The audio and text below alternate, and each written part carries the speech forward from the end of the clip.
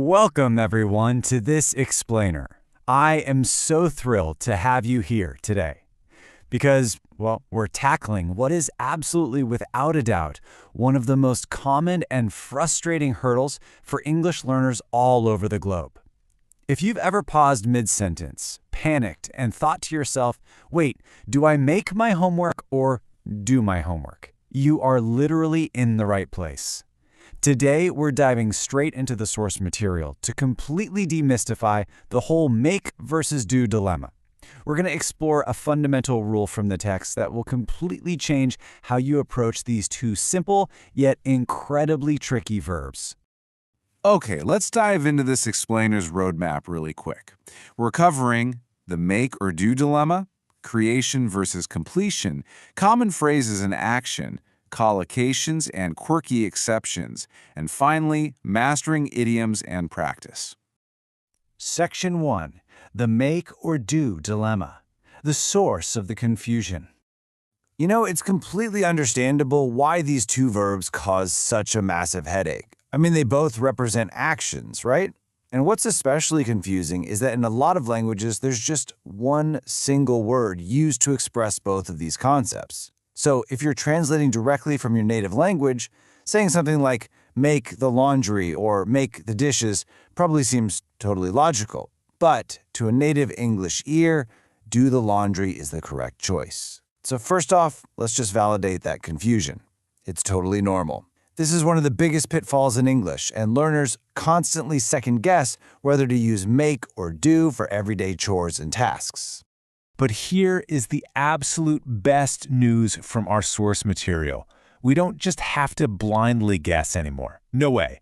It turns out there is one simple, definitive framework. And once you grasp this core concept, you're going to have a mental filter to run your sentences through, bringing total clarity to this dilemma for good. Section 2.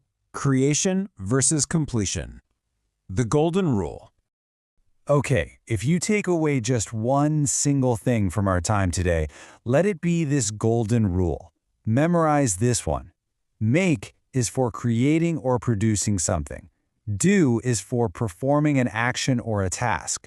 Let me just repeat that because it is absolutely crucial. Make equals creating. Do equals performing. And this brilliantly illustrates how it operates in practice. Think about the phrase, make a cake. Before you started, there was no cake, right?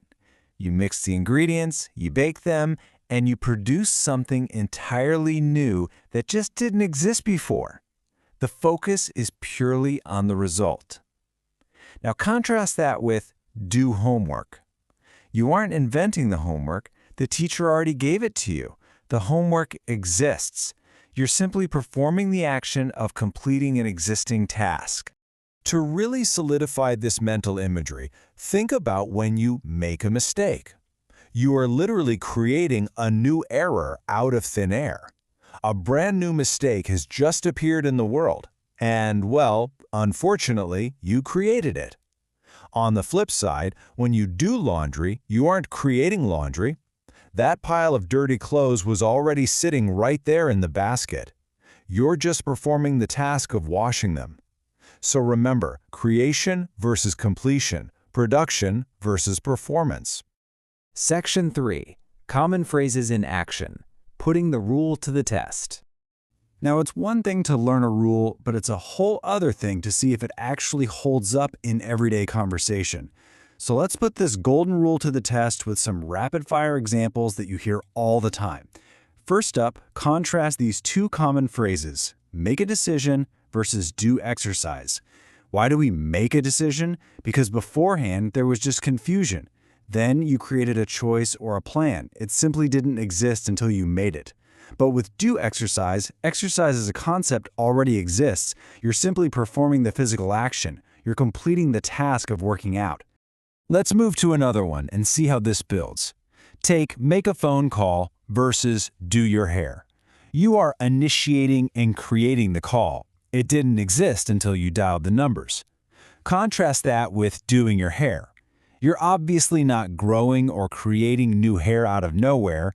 You're just styling, arranging, and fixing the hair that is already right there on your head. It's an action performed on an existing thing. Now, this is a truly fascinating nuance right here. Sometimes, both words can be used, but they change the entire focus of the sentence.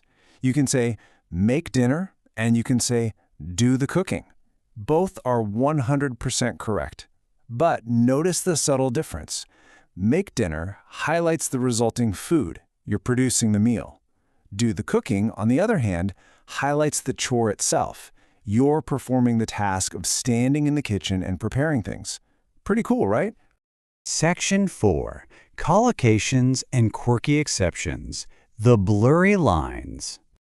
As much as we'd all love a perfect, unbreakable rule, the English language definitely has some blurry lines. The rule we just learned works most of the time, and it's a fantastic guide. But English is kind of messy, and there are exceptions that learners ultimately just have to memorize. To understand this, we need to define collocation. Collocations are simply words that just naturally go together. Native speakers don't pause to think about the grammar rule every single time they speak. Their brains just automatically know that mistake pairs with make, not do. The really good news for you is that the more you listen and practice, these collocations will stick. Your brain will automatically remember the right pairings without having to analyze creation versus completion every single time. And alongside collocations, we've got quirks. A quirk is basically a strange habit or feature, and English is absolutely full of them. Take the phrase do damage, for example. If you break something, aren't you technically creating damage? Well, yeah. So by our golden rule, actually scratch that, it should probably be make damage. But it isn't. We say do damage. It's an exception, a little linguistic quirk that you just have to accept and memorize. So, this brings up one of the most common points of confusion, the phrase, make your bed. If the bed is already sitting there in your room, aren't you just performing a task, kind of like doing your hair? Well, the best way to think about this one is that you are creating order. You're taking a pile of messy, chaotic sheets and transforming them to produce a neat, orderly bed. You're essentially producing a made bed, so we use make. Section 5. Mastering idioms and practice. Sounding like a native speaker. If you really want to sound natural, idioms are your best friend. Let's quickly run through some of these fantastic expressions using make. Make up your mind simply means to decide, like finally choosing between pizza or tacos. Make fun of someone is to playfully tease them. Make ends meet is a super common one. It means having just enough money to afford your living costs. Like, struggling to pay expensive rent just to make ends meet. Make a scene means causing public drama, like yelling in a perfectly quiet restaurant. And make it up to someone means taking action to apologize, like buying a nice gift if you accidentally forgot a friend's birthday.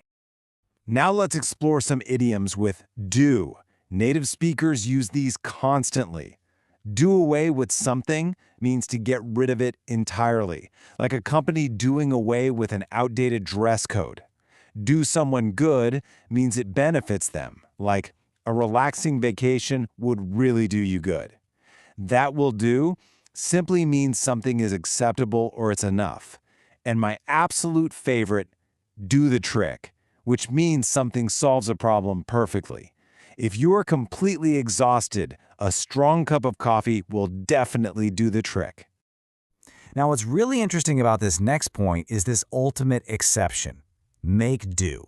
This literally combines both of our confusing verbs into one single expression. It's a phrasal verb that means to manage with what you have, even if it's not the ideal situation.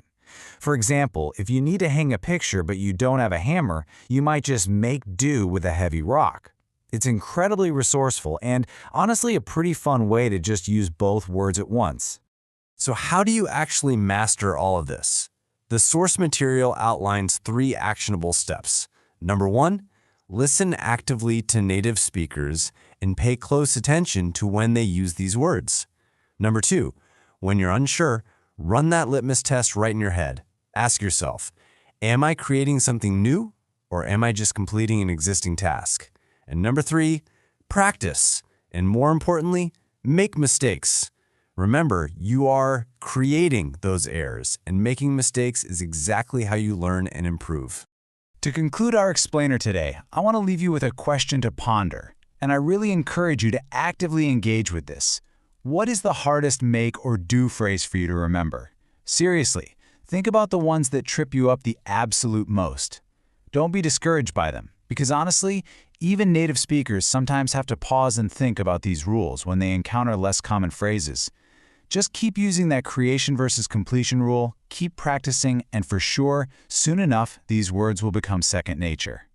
Thanks so much for joining me on this explainer, and keep learning.